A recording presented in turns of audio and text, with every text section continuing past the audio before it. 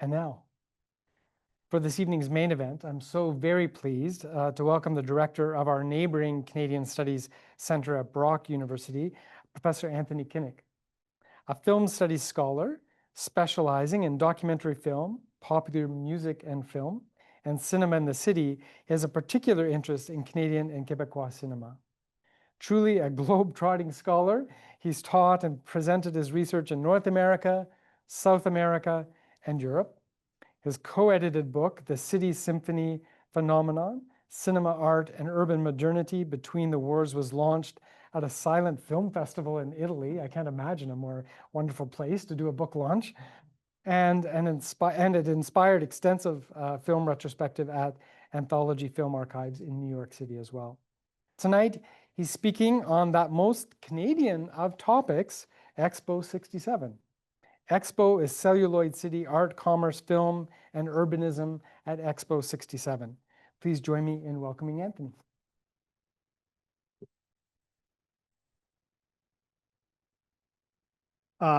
Thank you. Thanks, Kevin, for inviting me. It's a pleasure to be here at the center. It was great to get an invite to come here and deliver a talk to you. And so, yeah, I'm just pleased to be here. So I've got a lot of slides and some clips tonight, but I also brought in a prop. So I brought this in, and I got this. This is something, a bit of memorabilia that I acquired recently. I'm told that it's original, that it's 69 or 70 vintage. The reason I bring it up is to pay tribute to Vladimir Guerrero Sr. and Jr., but also just to point out the fact that, you know, like, think about it, naming a baseball team after a world exposition.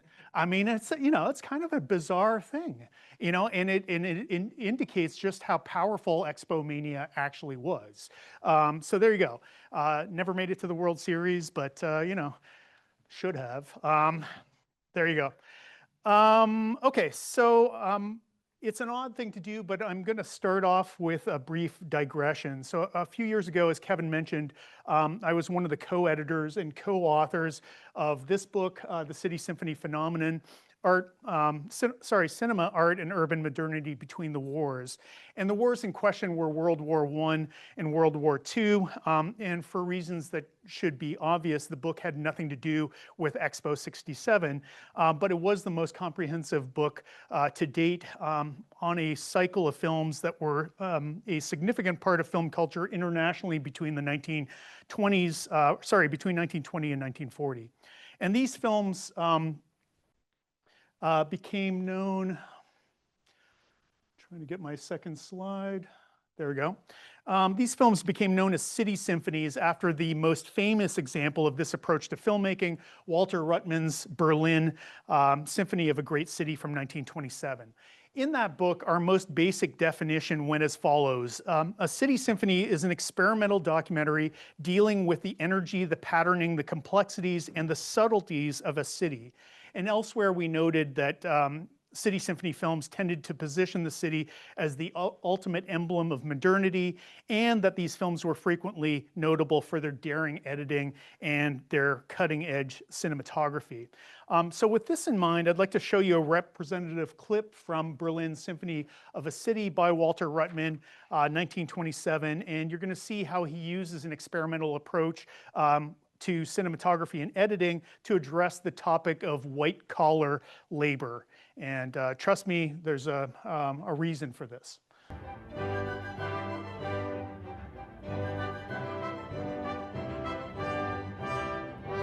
So we start off on the streets of Berlin. It's early in the morning. We can see quite a bit of traffic, and commuters are making their way into work.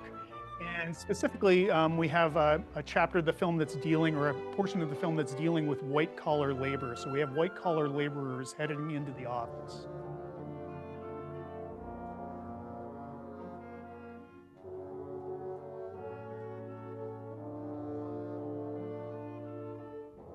And the pace is quite slow and steady at this point in time, but in a moment, we'll have a flurry of activity as the business day gets underway.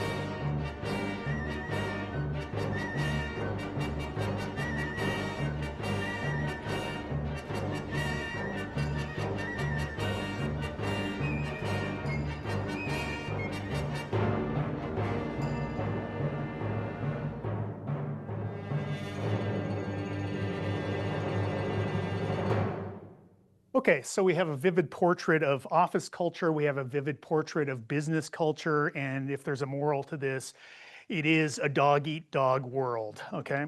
So I should add that part of my interest in this topic has to do with the fact that one of the most prolific creators of city symphonies was a Canadian director named Gordon Sparling, who made 4 such films in the 1930s, including his most famous film, Rhapsody in Two Languages, which deals with Montreal, and which also took the time to depict white-collar labor. This is a sound film, the narration momentarily.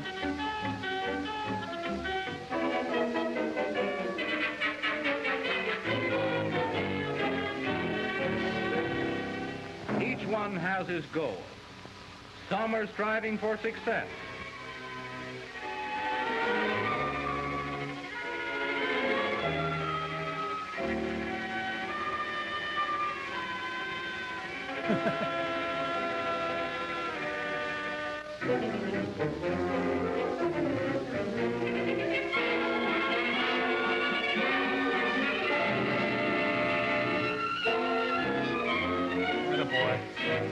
Others only to be on the job before the chief arrives. And like a little casual sexism thrown into the mix there.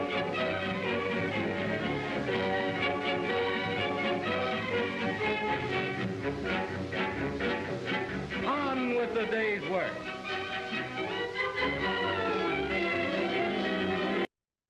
Okay.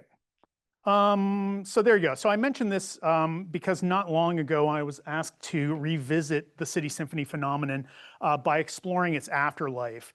And the classical era of the City Symphony may have ended around 1940 with the onset of World War II, but this approach to representing the city has had a long and interesting afterlife, one that encompasses experimental films, feature films, music videos, advertisements.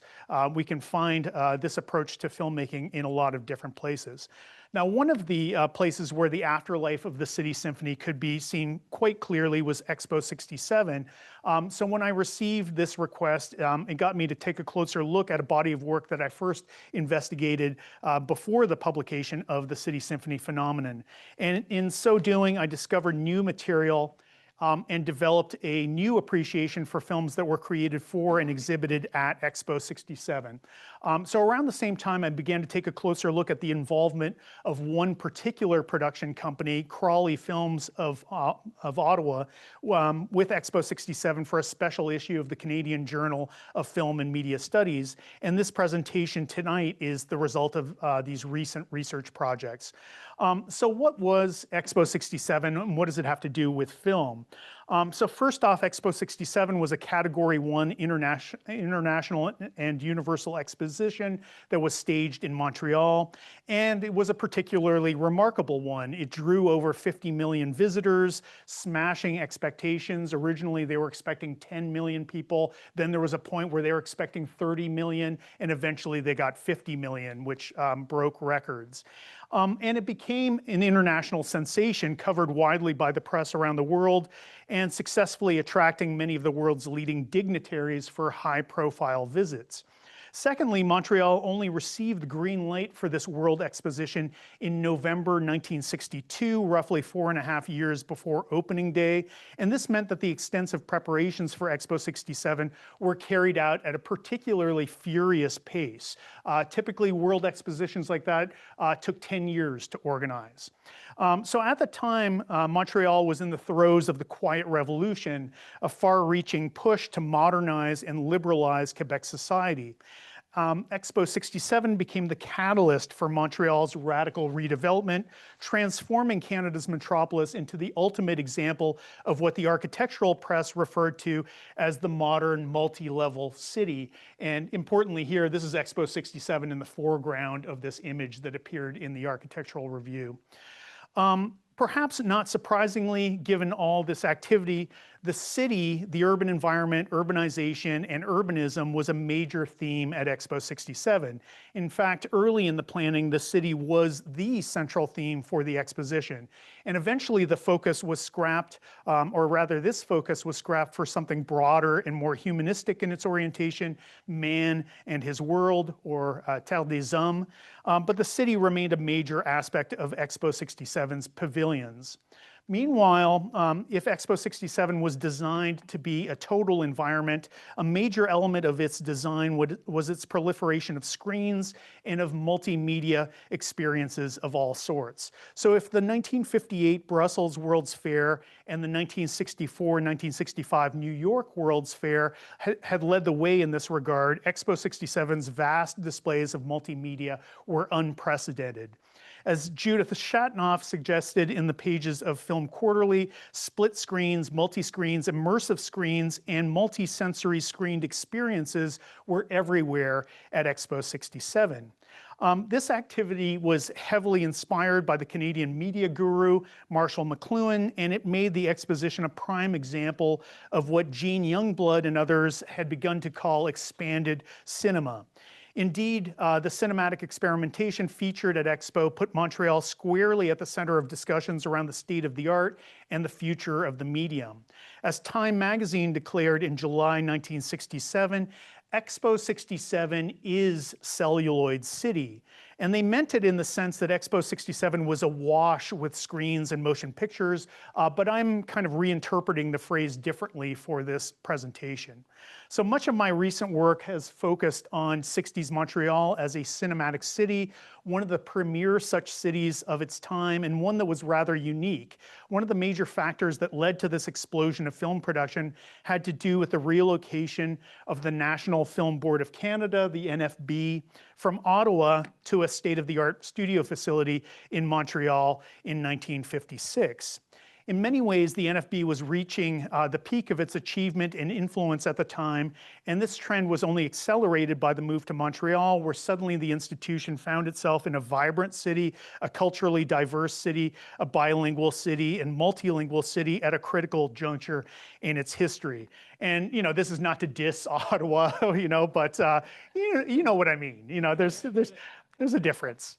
So soon the organization's English and French units began to make significant contributions to the observational turn that was revolutionizing documentary representation, first with the development of the candid eye movement or approach, and then a bit later with the development of direct cinema. Eventually, the film culture of 60s Montreal would encompass fictional films, animated films, and experimental films, in addition to a wide variety of documentaries, industrial films, sponsored films, and all kinds of other approaches to motion pictures. And in many ways, it's this diversity of representation that makes it such an interesting case study.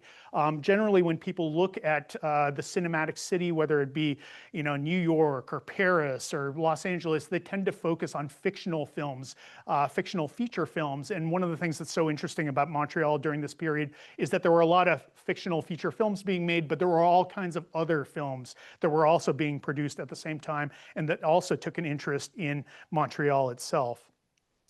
So Expo 67 was a major focus of this activity, and years ago I became interested in how Montreal itself appeared on Expo's screens. You know, how did the city itself appear on those screens? How was it represented? What aspects of Montreal did filmmakers focus on? So with the rest of my presentation, I'd like to do a couple of things. In the first part, the longer one, I'd like to focus on two high-profile film projects at Expo 67 that not only displayed an interest in the city, but they displayed an interest in the representation of Montreal, and they did so using techniques characteristic of expanded cinema. Both of these projects also displayed a clear familiarity with the symphonic approach to filmmaking and with the city symphony tradition. Both of these projects were also sponsored films. In the second part, which is much shorter, I want to look at another sponsored film created for Expo 67, but this is a film that was released a couple of years before Expo 67 in 1965, and therefore 60 years ago. One that was designed to attract investors and help guarantee Expo's success. success. And once again, we find a film that showed a great deal of interest in the representation of Montreal. But the thing that's different with this other film is that we're dealing with a film that was actively involved in reshaping Montreal. That was part of the project for this film that I'll show you at the end of this presentation. In some ways, the most impressive of these projects is Labyrinth, the bold, brutalist pavilion that was created to house the NFB's principal contribution to Expo 67, a multi-screen, multi-chamber, and multi-sensory experience that was the exposition's single most discussed and controversial multimedia environment. And in these stills, you can see the people lined up to get into Labyrinth, and you can just see how many hundreds, thousands of people were lined up to get in to see this, experimental project from the NFB. So in one chamber, you stood and were confronted by two large screens, one that was placed vertically, the other placed directly on the floor below, forming a huge L shape. In another, you sat and were presented with a split screen projection that featured as many as 5 separate images shown simultaneously in a cruciform shape. And the overall experience of Labyrinth was not of a city film or of a city symphony, although much of it was highly symphonic in nature. It included some notable city sequences, so Moscow, New York, London, and Montreal. But overall, the pavilion's message was much more broadly humanistic, more in line with Edward Steichen's The Family of Man exhibition from 1955, suggesting commonalities across cultures. So birth, love, family, death, loss, religion, etc. Its urban imagery tended to be used in a pointed manner, in stark juxtaposition with sequences that dealt with ancient myth, with landscape, and with traditional cultures. In many ways, Labyrinth's approach anticipates later film symphonies like Godfrey Reggio's Koyaanisqatsi from 1982 and Powakatsi from 1988, as well as Ron Fricke's Baraka from 1992.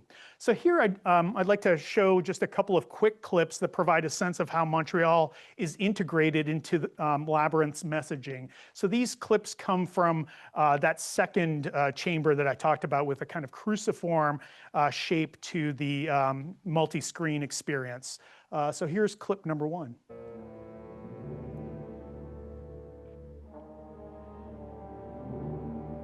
There's no dialogue or narration to these ones. They're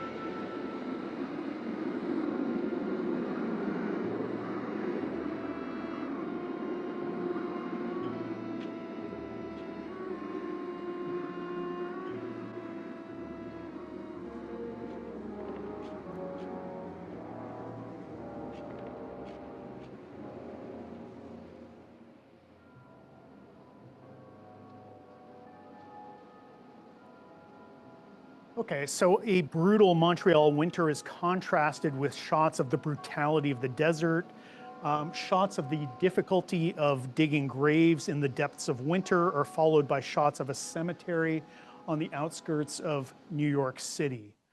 And in clip number 2, let's take a look at this one, we see an entirely different mix of elements.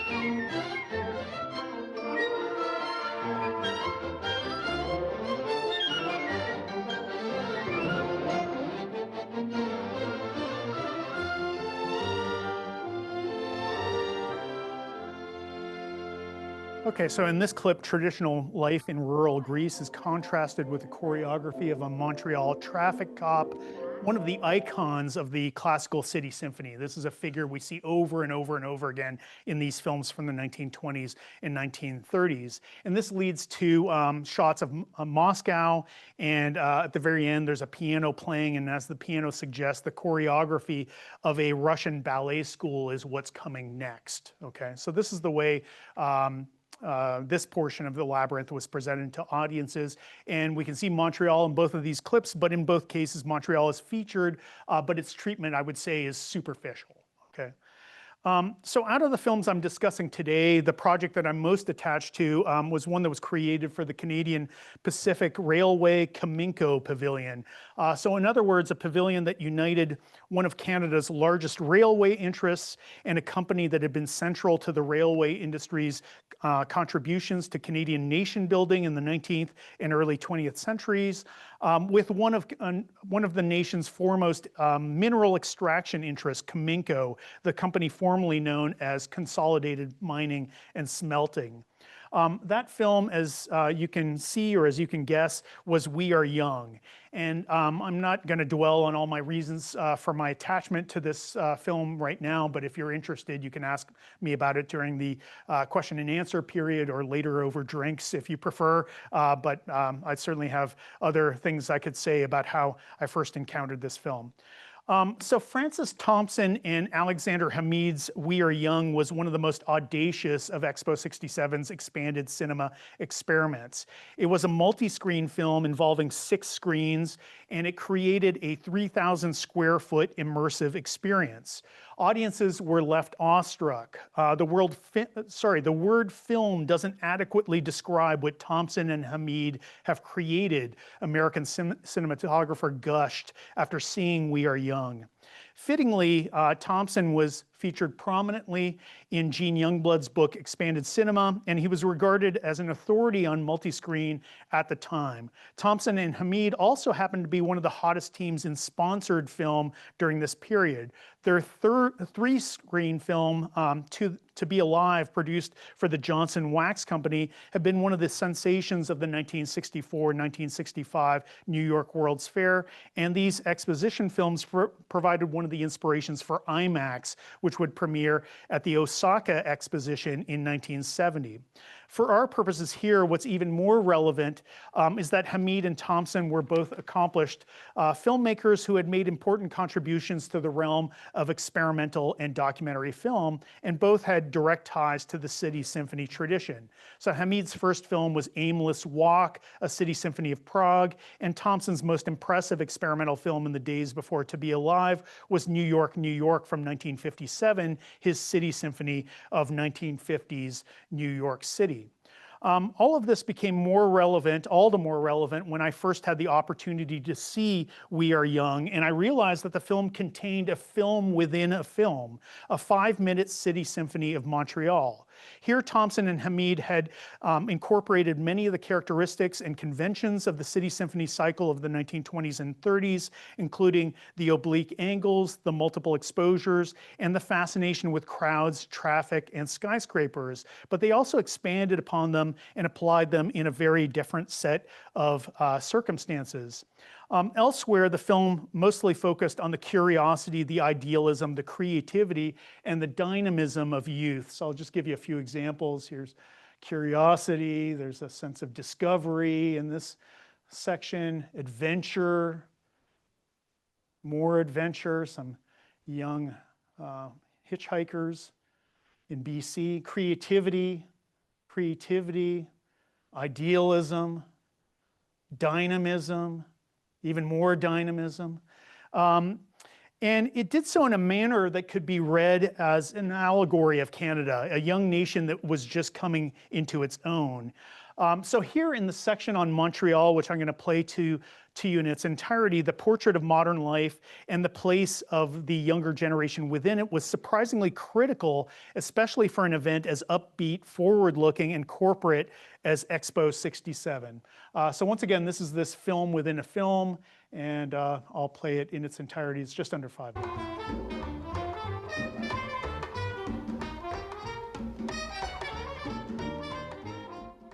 Diploma, mascara, Souris, rouge à lèvres. a new pair of shoes. Certificat de bonne santé. All the weapons of war.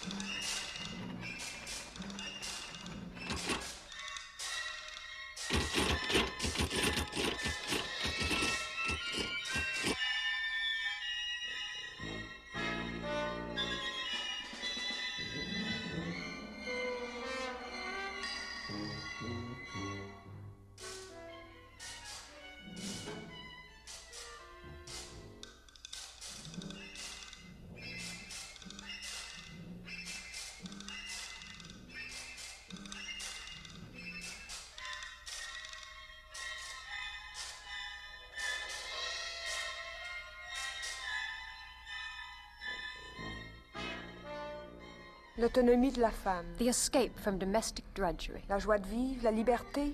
Laquelle?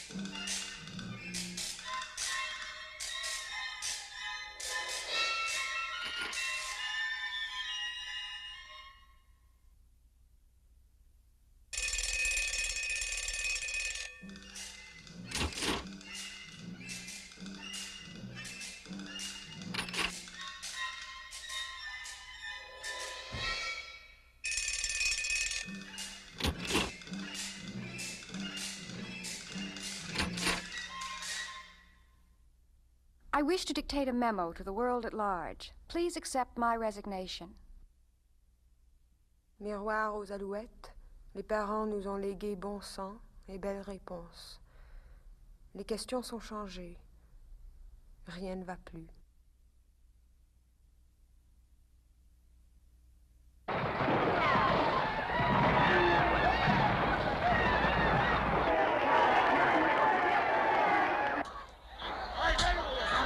Job for Superman.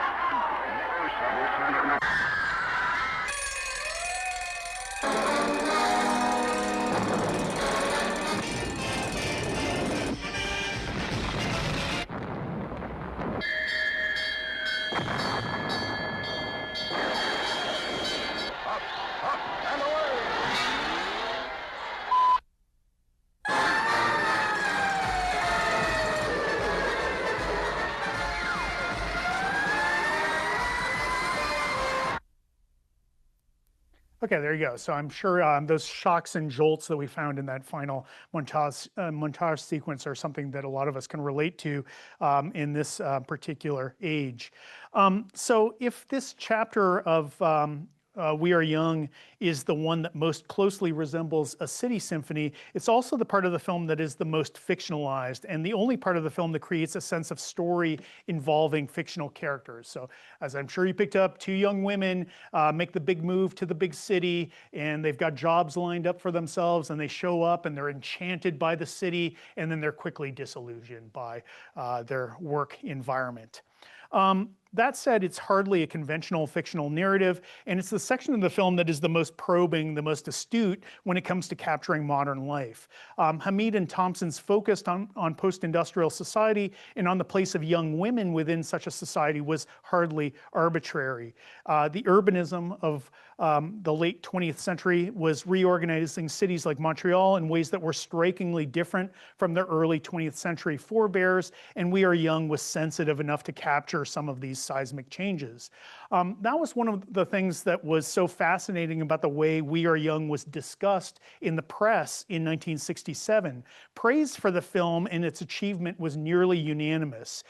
The urban chapter that we just watched was regularly singled out as being the film's highlight, but not a single reviewer or commentator noted that the city in question was Montreal or that the segment had the look and feel of a city symphony.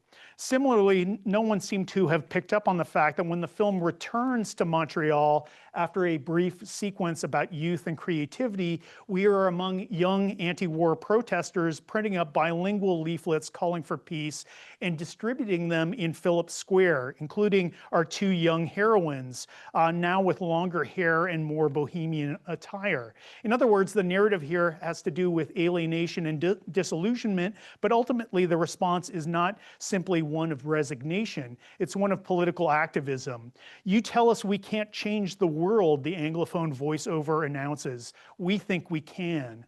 And as the scene shifts to images of Expo 67 under construction, the Francophone voiceover makes another bold proclamation. Avec la cité audace, nous inventerons un avenir fraternel. With this audacious city, we will invent a fraternal future. And one of the things I should point out is that, you know, when we look at these films from Expo 67, the ones that were shown at Expo 67, they tend to either have no narration or have bilingual narration. There's no real exceptions to that. So I should point out that the Expo film that I would argue is the truest to the city symphony tradition is a film that has nothing to do with expanded cinema. It's much more conventional than that. But as you'll see, it still has this kind of swinging Expo vibe to it. So the film is Impressions of Expo 67. It was directed by William Brind and produced by the NFB, and it was meant to promote Expo 67 and entice visitors to come to the fair. It was made in late April, May of 1967 and released for the summertime to try and get as many people to go to Expo as possible. So it's a city symphony not of Montreal, but of Expo 67 itself. Thus, it's a city symphony of a parallel city, an ideal city, even a hyper-real city. And so I'm going to show you a short clip right now, in part because it's a film that actually gives us a sense of what Expo 67 looked like, what it felt like, and how it was experienced. So let's take a look.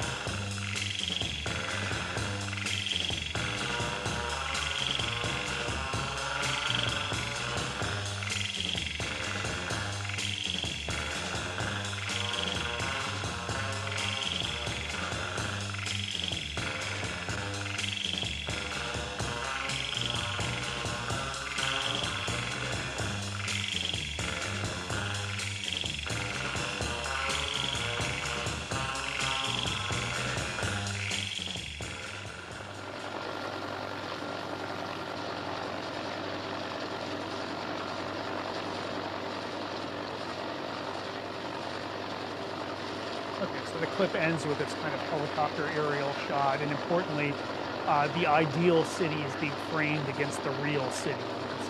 The real Montreal in the background, and this kind of hyper-real version of a city in the foreground. So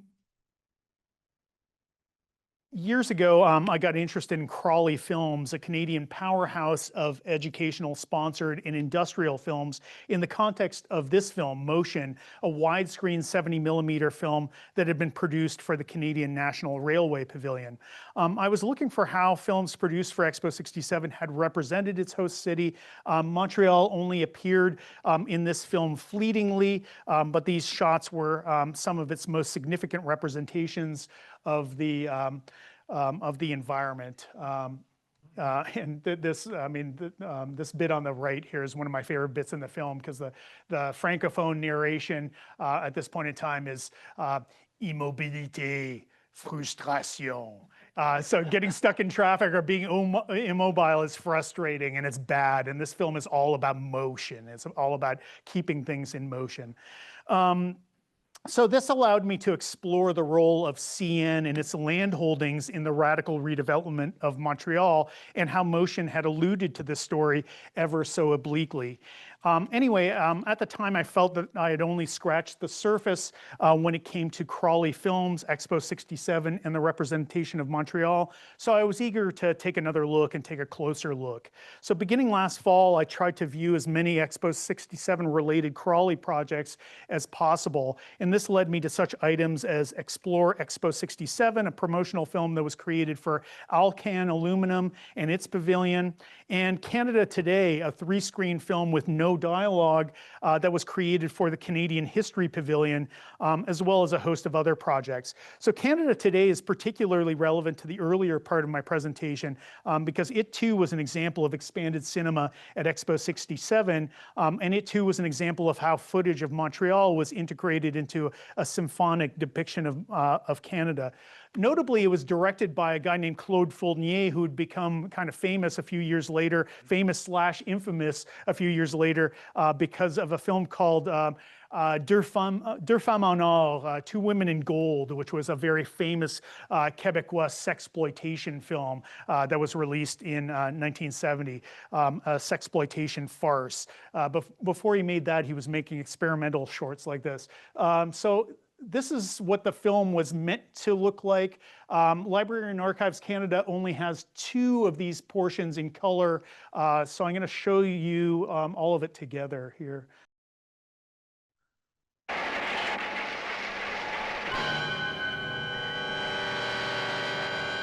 So it was meant to be 3-screen, and there's only 2 color portions left, or that they could locate, and so yeah, together you get a sense of what this film was supposed to look like. And momentarily, right here, you're going to start to get another brutal Montreal winter. Are you sensing a theme? And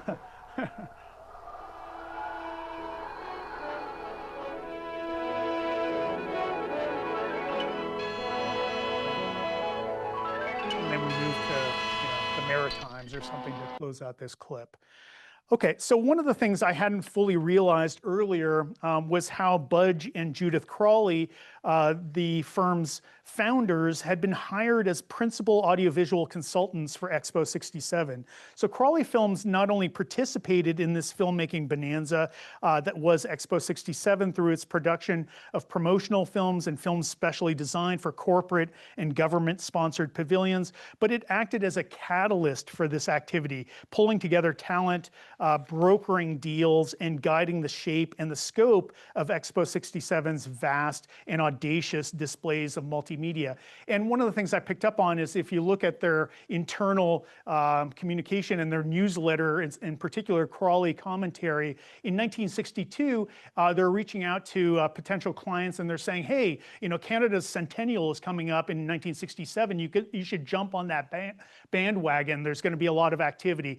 But by 1968, 1964, their communication with clients was all about Expo 67. It was about Expo 67 as this incredible opportunity, and that's because between those two times or those two periods, Montreal had actually gotten the bid. So we can sense this excitement in this little bit here. We believe Expo 67 is going to free Canadian artists from traditional Canadian conservatism. Expo may change our introverted self-criticism into an attractive extraversion. In order to show the world what we are, we have to decide what we are and then go all out to communicate it to others. Amen. Amen. But the biggest find I discovered was an artifact titled simply Expo 67. This film was produced between 1963 and 1965, and it was designed to be an exhibit at the fair film, a powerful point of sale tool demonstrating how to participate in and get the most out of Expo 67, according to Crawley Film's own literature. It was sponsored by this organization, the Traders Finance Corporation Limited, as well as the Traders Group of companies, and it was an odd and idiosyncratic film. It contains some of what you might expect from an Expo 67 promotional film produced in the lead up to the fair's grand opening. There were talking head bits with Pierre Dupuis, Ambassador and Commissioner General for Expo 67, talking about the humanistic philosophy behind the exposition, with Commodore OCS Robertson talking about Expo as an instrument of soft power and a tool for fostering peace and understanding, and with Moshe Safdie, the architect of Habitat, one of the most famous architectural structures at Expo 67, talking about urbanism, architecture, and the potential of low-cost modular housing. But there were also some loopy bits, and I'm going to show you one of the loopiest bits from this film. Down in old Montreal, a young man saw our microphone. What do you think of Expo 67?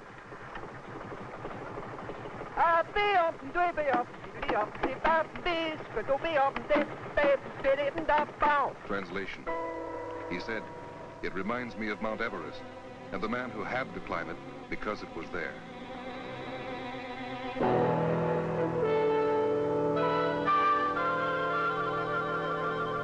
So the guy just starts scatting, and then that's translated for us as, "It reminds me of Mount Everest and the man who had to climb it because it was there." Okay, so this is what I'm talking about by loopy bits.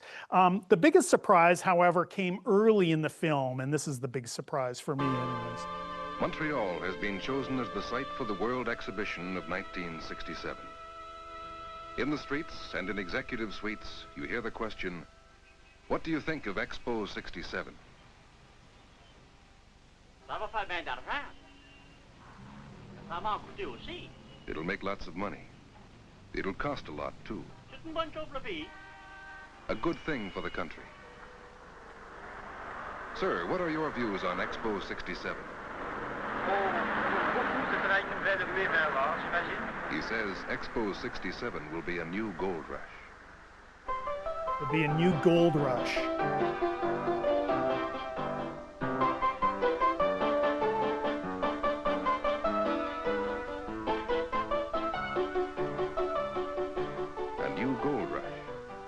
Be the prospectors.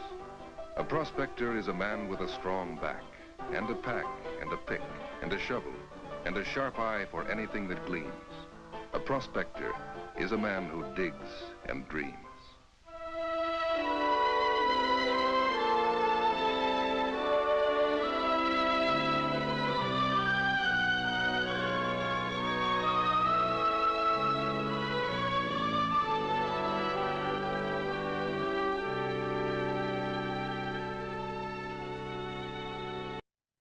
Okay, so did any Canadian film nerds in this room that caught that reference? There was a very specific reference that was being made there. I'm assuming at least one person caught it. You didn't catch it? You didn't think it? You didn't think it resembled this? So the film was paying tribute to the NFB's City of Gold from 1957, complete with black and white photographs of the Klondike Gold Rush, old-timey Wild West saloon music, and a crude take on the panning and scanning technique innovated by Roman Kreuter for Wolf Koenig and Colin Lowe's celebrated film. Initially, this Gold Rush analogy seems like it might just be a casual aside, but not long afterwards, the audience is presented with an interview with Paul D. Brake, Director of Advertising and Promotion for the Expo Corporation, and he returns to the analogy in much greater depth. In fact, he brings up the crossing of the Chilkoot Pass and treats it in a very similar way that it's treated in City of Gold. Afterwards, the film keeps returning to this theme, this analogy, over and over again, either directly or obliquely. You might not be surprised that it was Brake, who was the Expo executive, who was most closely connected to the production of this film. And it was also he who insisted on making the Gold Rush analogy central to the project. The film's pitch makes this abundantly clear. The final pitch of the film makes this abundantly clear. You can climb Montreal's new towers and look out to the islands to watch the gold rush, or you can get down there yourself. And as a service elevator hurtled down the shaft of a construction site, not unlike a mine shaft elevator, the narrator offered his final enticement. There's still room for prospectors with vision. If you stake your claim today on a piece of Expo Earth, who knows what it might be worth in 1967. It was this approach in the film Expo 67 that became the focus of my essay for this special issue, in large part because it led to a very particular representation of Expo 67 and of Montreal. Here the emphasis was on engineering, on resource extraction, and on land management. And one of the things I should point out is that Expo 67, there were two islands that were the locations for the exposition. One of them was pre-existing, is Sainte-Hélène, but it was expanded. And then there was a whole new island that was created from scratch. And those islands were created out of debris that was hauled out of Montreal when they were creating the metro. So they were extracting this dirt and this earth, this resource, and bringing it across into the river to create these artificial islands. So that's part of what I'm talking about here. The film had a perspective that was heavy industry oriented and made it stand out from most other Expo 67 promo films. For the most part, it wasn't a film about visionary architecture, futuristic dreams, and humanistic ideals. A lot of it had to do with bulldozers, dump trucks, and dredges. A great deal of its imagery ranged from the infernal to the uncanny of these vast, desolate terrains vagues. Unattractive extroversion, if you will. This placed the film in line with a whole series of films Crawley Films had produced dealing with Canadian heavy industry in the post-war years, but it also had a precursor in Crawley Films' 1958 production, St. Helens Island, which dealt with one of the two primary Expo 67 locations a decade earlier. This film covered how the island's facilities were renovated and modernized in the 1950s. And here too, one of the things that stood out for me was the emphasis on the fruits, the emphasis was not on the fruits of these engineering and construction projects, but on the engineering and construction itself. So much of the attention in this film is on these bulldozers and these trucks hauling dirt and this kind of stuff. And there's very little attention to the modern new pool that was created on Ile Sainte-Hélène. That was the most modern pool ever created. They're more interested in this kind of heavy industry side of things. The overall impression given off by Crawley Films' Expo 67 was that the future international exposition in the city of Montreal were both open for business. Vast urban spaces had either been newly created or they'd been freshly leveled. Much of the city was a blank slate just waiting to be capitalized upon. So who cares? I mean, this was just a 10-minute sponsored short, a Canadian sponsored short at that. It's impossible to gauge the impact of a film like Expo 67, of course, but the film was widely distributed and widely screened. Organizations like the Canadian Government Travel Bureau and the Canadian Travel Film Library circulated the film internationally. For his part, the president of Traders Finance Corporation, R.M. Wilmot, was utterly convinced that the film would be shown in the boardrooms of thousands of top-level decision makers around the world, thereby encouraging governments, corporations, and industries to participate in the 1967 World Exposition at Montreal. And the thing is, sometime between 1965 and 1967, the campaign to promote and to attract visitors, exhibitors, collaborators, and participants did create a smash hit. Expo 67 exceeded expectations by virtually every measure. Plenty of people, plenty of organizations, plenty of interests did strike gold. And Crawley Films, with its talent pool, its experience, its connections, and its savvy, had been ideally positioned to help facilitate this process. But the gold rush analogy holds in other ways too.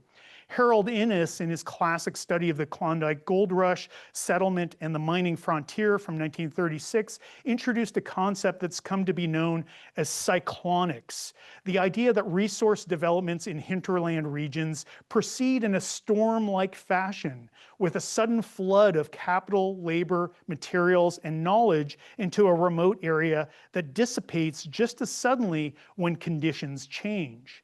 Montreal was by no means a remote area. It was still Canada's metropolis at the time, and yet Expo 67 did operate like a storm, and the conditions in the city and its immediate surroundings did change quite dramatically in its immediate aftermath, culturally, politically, and economically. The question remains, how much did Crawley Films contribute to this cyclone?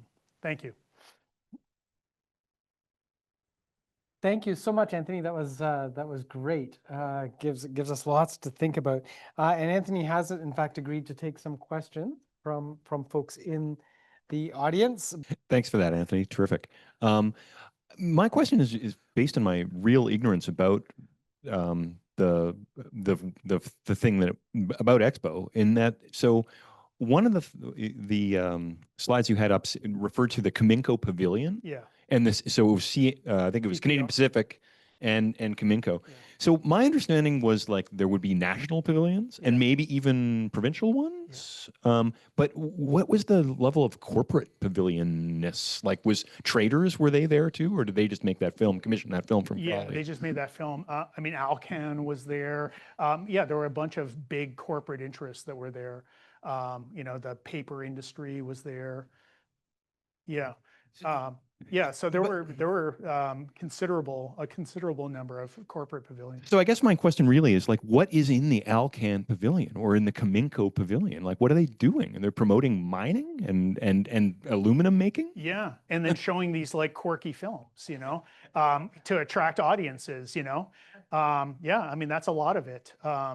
Yeah, and then, you know, big corporate interests like, you know, Bell had a big pavilion, and, you know, there were a lot of like major corporations, you know, well-known ones that had pavilions too. But yeah, I mean, it's fascinating that, you know, that these organizations were convinced to be a part of this, you know, to spend a lot of money to be a part of this, and then to also, you know, spend money financing these films. You know, there was this belief that like a film was, you know, if you had a film at the center of a pavilion, that it, you know, like it would just attract a larger audience or something, more diverse audience or something. That seemed to be the belief, you know. So yeah, it was a major aspect.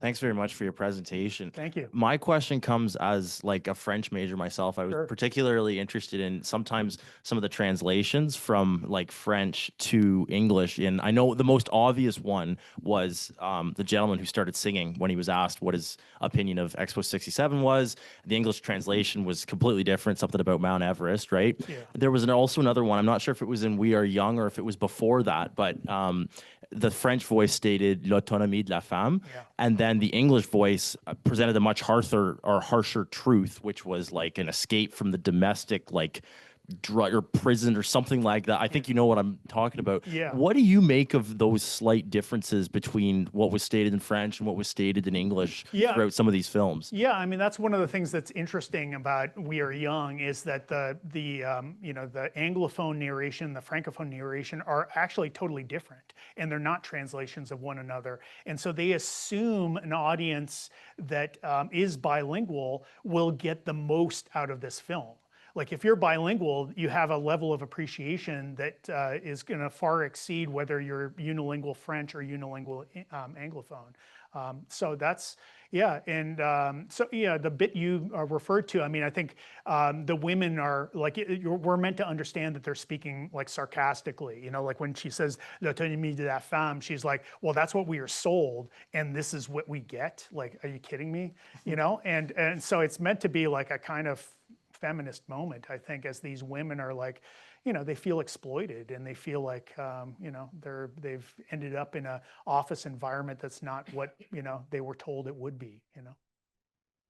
Yeah, I mean, yeah, but I think the two, like I said, I mean, what we see in these films is there's either no narration or there's bilingual narration. And in most of the films, like the bilingual narration will actually translate from one to the other, back and forth in a kind of simplistic manner. But We Are Young takes a different approach, and I think it's a better film for it. Yeah.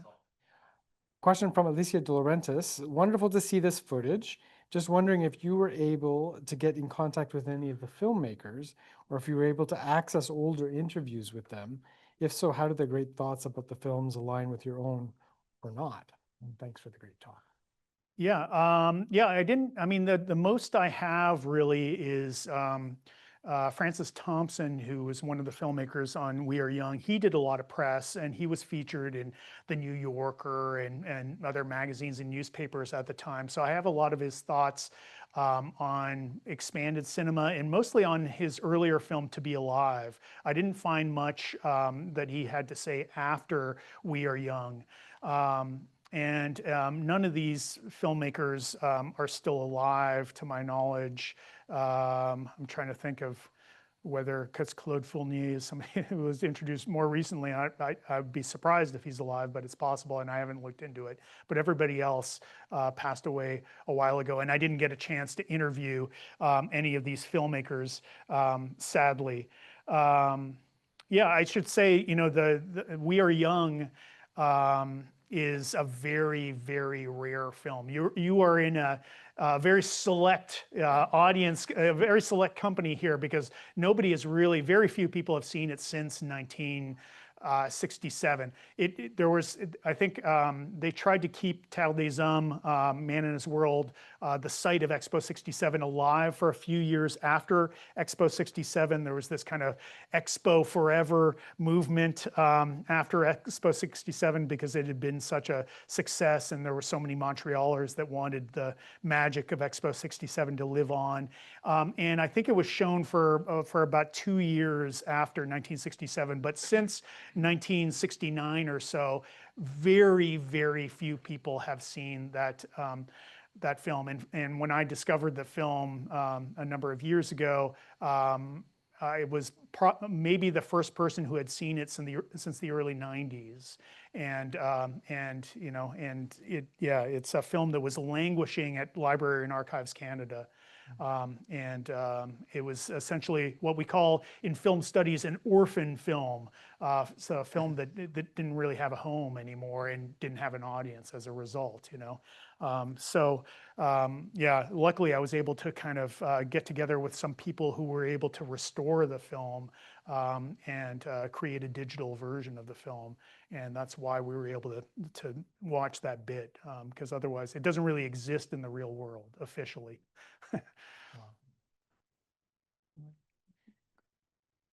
I guess speaking of how old all of these films are, yeah, and like orphan films, as you called them, and not really having a home, how many of these are like accessible to the public, or even just like through university like archives in some way? Like, are most of these like basically inaccessible except for the clips you have here, or like are there ways that like I personally as a undergrad student might be able to go see We Are Young myself? I mean, you can send me an email and I can send you a version. I mean, I can tell you that.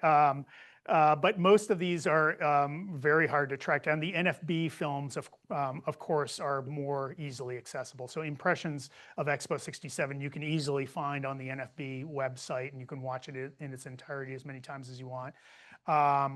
And things, I'm trying to think, Labyrinth, what I showed you from Labyrinth is what was, it's what was screened in one chamber of Labyrinth, and it's a reconstruction that was made by the filmmakers about over 10 years after Expo 67. So they created something called Into the Labyrinth, which was meant to be a document of part of the Labyrinth project. But as far as I know, the early, like the material from the L-shaped screens, I don't know where that is, and I don't know if anybody's tracked it down. I know I worked on this Expo 67 project years ago, and I don't remember anybody having had any success locating that material. So a lot of the material is still languishing somewhere. Hopefully it exists somewhere. There were a couple of, when I worked on this Expo 67 project, there were a few projects that people thought were lost. And then, some of us researchers were able to locate them and actually get, find people who were able to restore them. So that was a big part of that project. But yeah, a lot of it is, because, these projects, one of the things about them is that so many of them were like site specific, they were created for a very specific site. So We Are Young was created for this very specific 6-screen presentation. Well, where are you going to find that 6-screen presentation in the real world, right? Like you're not, right? And so that was one of the things, like some of the people who worked on these projects at Expo 67, they were really excited about what they had done. And, but at the same time, they realized that it had limitations, and they were like, well, you know what? Maybe going the site-specific route is not the future of cinema because, because we won't be able to guarantee that these films are shown, indefinitely. And some of these people came up with IMAX as a solution to this problem, where you get this massive immersive screen that was able to create some of the magic of something like We Are Young, but it's a model that can be replicated around the world. And we live in a world where IMAX has been replicated around the world, and so we're all able to enjoy that kind of cinematic experience, whereas some of these experiments in the 1960s, they had a limited shelf life because they were site specific, right? Perfect, thank you. And maybe expect an email soon. Yeah, absolutely. I welcome emails from anybody here or anybody who's watching online. I should say, like one of the stories that came out of the Expo 67 project, there was one of the filmmakers who worked on a project called Polar Life, which was a really interesting project about the Arctic that was, again, an expanded cinema project at Expo 67. He was still alive when that earlier book came out, and he was great. He had all kinds of stories. But one of the things, and he was one of the people who dreamt up IMAX in the summer of 1967. And he talked about how he went out for lunch one day with these 2 other filmmakers, and they went to a Hungarian restaurant, and they were eating goulash, and then all of a sudden they had these ideas, and they started writing it down on napkins, and that's how IMAX was born, with like goulash stains on the napkins. I've got a quick question Absolutely. before I go to another one online. Yeah. And again, if you're online and you want to ask questions, just put them in the Q&A. Yeah. So how technologically groundbreaking would this have been, the cinema experiences for a lot of, like I'm thinking back to like the late 1960s, and I think technology in my home was what today would be a very small black and white television without cable that was basically trying to capture 3 or 4 channels off the airwaves, no capacity to watch a movie at home. Sure. So how were people drawn to Expo 67 in part because of the opportunity to have these sort of cinematic experiences in a way that they would never be able to find, even in a cinema? You're not going to have access to that Yeah, kind of experience. Was it one of the major draws? I know there were lots of different reasons why people came, but I'm wondering to what degree the cinema experiences themselves were really. it was a big part of it. I mean, and like, again, like I think part of the, proof is that so many of these pavilions had to have one of these kinds of films at the center of the pavilion. Like they felt it was necessary to attract audiences. But yeah, I mean, if you think about it, at the time, people would have seen widescreen films. They might have experienced, Cinerama or CinemaScope or what have you. So they might have had those experiences, but they never experienced anything like Labyrinth for sure. For sure. I mean, there was nothing. There was no. That was totally unprecedented. And the thing that's interesting for me is that when you look at the history of experimental films, they tend to reach a niche audience. They don't tend to reach a large audience, a mainstream audience. And there's a few exceptions to that rule. Berlin Symphony of a Great City is one exception. A lot of people internationally saw that film at the time. It was released by Fox Europa, so it had like a big studio behind it. Godfrey Reggio's Koyaanisqatsi from the early 1980s played in cineplexes and had a big push behind it, so a lot of audiences saw that. But here you have millions of people who went to Expo 67 and experienced experimental film, most of them for the very first time in their lives, and many of them probably the last time in their lives, and yet it happened. And that's kind of amazing, and people, it wasn't a turn off. It's not like they went to Expo 67 in late April and early May and saw these things and said thumbs down and told all their friends, oh, forget about it. You don't want to see that. Yeah. I mean, people continued to throng to these films throughout the entire summer of 1967, right? And when I was looking at the credits, I mean, it seems like several of these sort of niche experimental films are National Film Board affiliated or associated in some way. Right. Several of them seem to have, as you pointed out, sort of commercial sponsorship. Or yeah. I'm trying to figure out what the agenda is for CN or CP or to engage in the kind of sponsorship of those sort of highly experimental niche film. That must have seemed like in the boardroom a kind of odd discussion. Do we? Yeah. Yeah. I mean, there's that whole, it's hip versus square, that's, and there's a big push. I think a lot of it came from advertising, because advertising is going through a revolution in the 1960s. And I think like the corporate types and the boardroom types have seen the advertisements. They've seen that there's this revolution going on in how audiences are being addressed. And so they're a little bit more open to it than they might have been a few years earlier, And, there's also interesting things going on in cinema, and maybe they were kind of attuned to that. Yeah, and then when you look at commercial cinema, there's a period of a few years afterwards where you see a bunch of big budget films that use split screen approaches,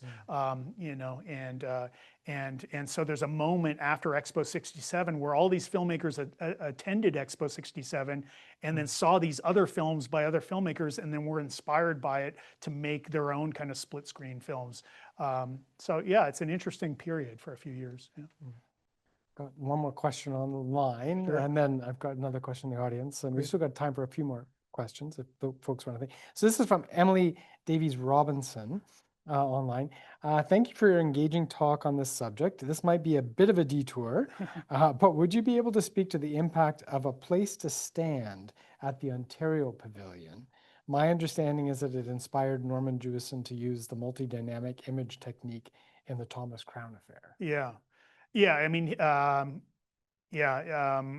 Jewison attended Expo 67 famously, and he saw a lot of multi-screen and split screen films, and certainly Chapman's A Place to Stand was one of the films that had a huge impact on people. Yeah, I mean, that was another big attraction at Expo 67, and another really good example of expanded cinema. I guess, in my research, I tended to lean towards multi-screen projects as opposed to split screen projects. And so that's maybe one of the reasons I didn't bring it up here, but it was one of the major draws, and the Ontario Pavilion was it was a hit because of that film. And it's a film that I'm interested in too, partially because there's a lot of that kind of resource extraction material in A Place to Stand too. It's a film that's really, presents a lot of different facets of Ontario life, but certainly one of the facets of Ontario life that it presents is, we're open for business, and there's a lot of heavy industry going on here, and we welcome the investment. That's certainly part of the message. I wouldn't say it's the central message, but it was part of it. But yeah, there was the song and everything. Like, A Place to Stand was a huge hit. Yeah, Jean-Paul Dupré online has just commented, I remember Ontario Pavilion had a wonderful movie that I may have seen 2 or 3 times in the years after, multi-screen, vivid, animated, and beautiful music. Yeah. And then just noting that this question is essentially circular. We're answering. Yeah, so, yeah. Eric. Anthony, I love that one photo you showed at the beginning of just the crowds wrapping around the Labyrinth building. Which you said, speaks to the resonance of Expo 67 and people wanting to actually go there. Yeah. And I'm sure the spectacle of the film also played a role in this. But did you ever get a sense of what the reception from the audiences, beyond just numbers, were to some of these films that you were talking about tonight? Yeah, I didn't get much, but when I did, it was like the overall overwhelming impression I got was that people were awestruck by these films, but they didn't really retain much about these films. Like they were impressed by them, they were overwhelmed by them, maybe because they'd never experienced anything like it before, but they were hard pressed to come up with details. And even like professional film reviewers, like you read some of these reviews and they're just so vague. And and I'd read reviews of We Are Young before I actually saw the film, and the things that they had to say about the film were just really like bland and not, not very specific at all. In a lot of cases, these professional film reviewers only saw the film once because that was pretty common for, film reviewers at the time. It's like, a lot of film reviewers, they might only see the film one time, and they didn't have the luxury of getting a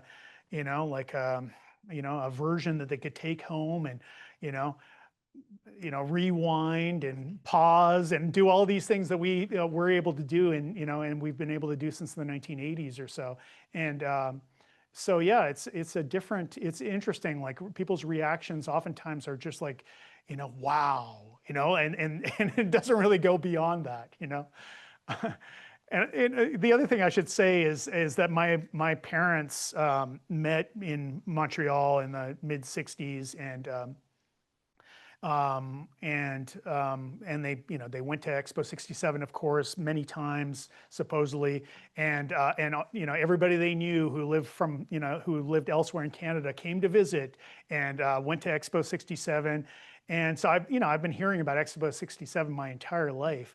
But one of the reasons I got into this Expo 67 research was because I was so frustrated by the fact that my parents didn't really remember much about Expo 67. They always talked about how amazing it was and the wow factor, but if you pressed them for details, they didn't seem to have any. Like the best my dad could ever come up with was, there was the beer garden at the German pavilion, and he really liked that, because you could drink outdoors, and there were these big long tables and all of that. But like if I tried to get him to talk about any other aspect of Expo 67, he was hard pressed, and my mom was even worse. So I kind of had to reconstruct it for myself, because I don't know, there was this massive gap.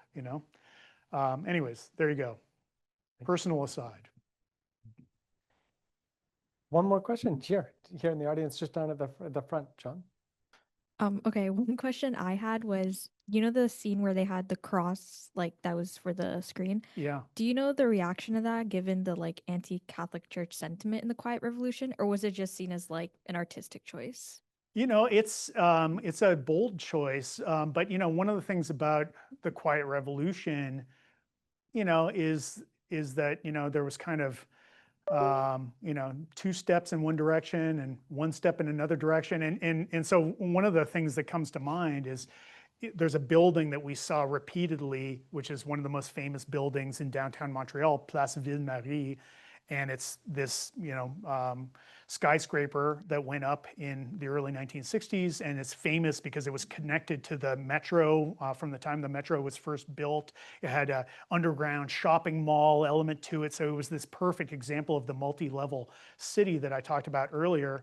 And it's a classic example of international style architecture, very clean lines, but the shape of it is a cross. It's cruciform. And, you know, and it's this emblem of the Quiet Revolution in Montreal, and yet it has this cross-like shape. And, you know, and so I don't know what the thought process was behind that cruciform screen composition, but I have a feeling that there's some connection there, you know, because Place Ville-Marie was such an icon at the time. So yeah, I don't know. It's interesting. The filmmakers who made that film were all Anglophone, but they were, you know, living and working in Montreal. So it definitely, it was, you know, it could be seen as an edgy choice. Yeah, I'm sure there were people who were not happy about it, you know. Okay, thank you. And just I'll close out with a couple of comments from online. John Heimers was saying that he was there and the films amazed everyone. He's never forgotten. Okay. Thanks for the memories. Oh, great. He's glad that you shared those.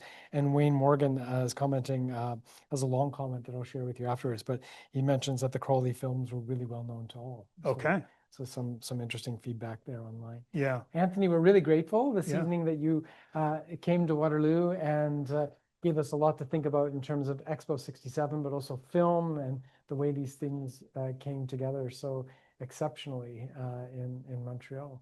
So thank you very much.